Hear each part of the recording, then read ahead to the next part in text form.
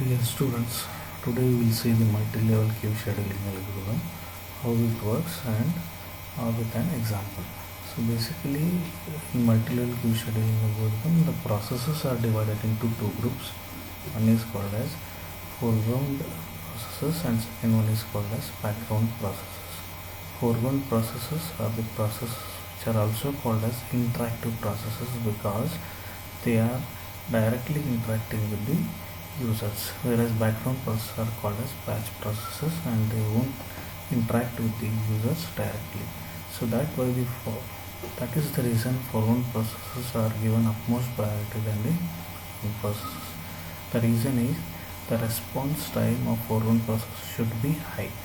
The reason is because as it is directly interacting with the user, so if the response time of this process are not quick enough, then what will happen is the user will feel the system is not supporting his work. And whereas background process, they don't interact with the user directly, so no need to have a quick response time there.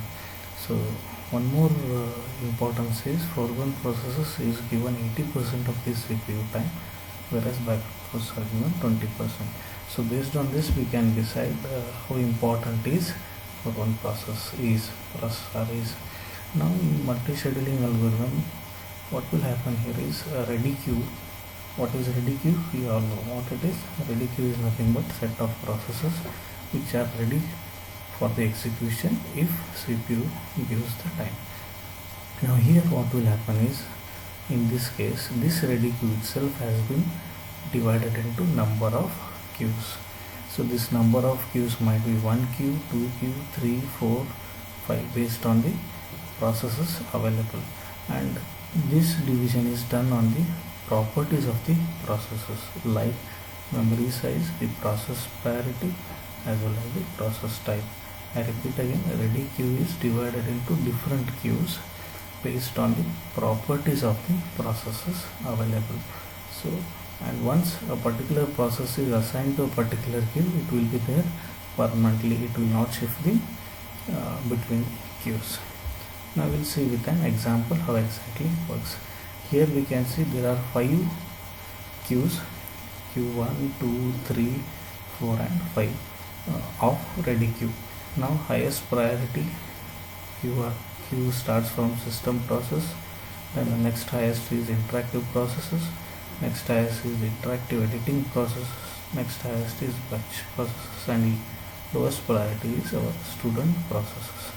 Now as we all know that highest priority queue is given first chance to access the CPU.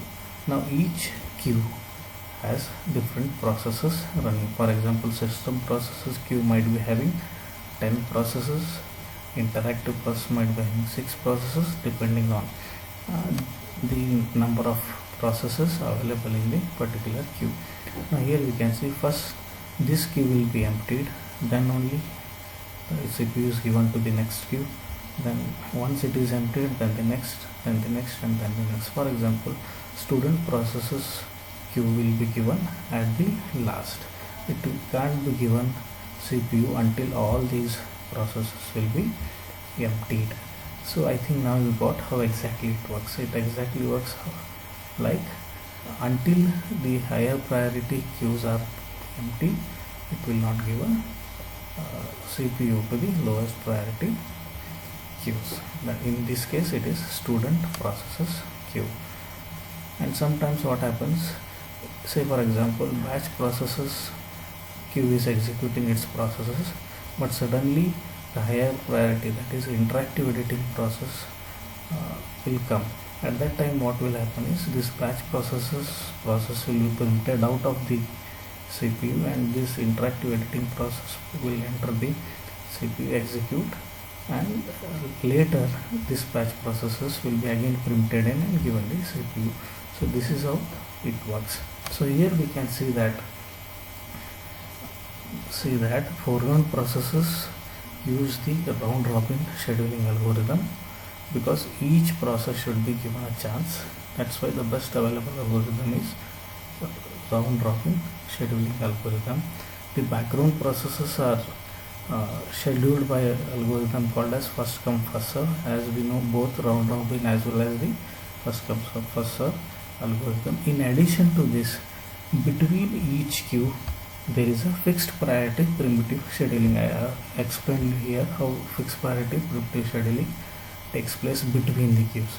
That means here there is a scheduling between the processes, scheduling between the queues, scheduling within the queues. So I hope this concept of multi-level queue scheduling algorithm is clear to all of you. If any queries, please post me through mail, WhatsApp or phone number. Thank you for watching.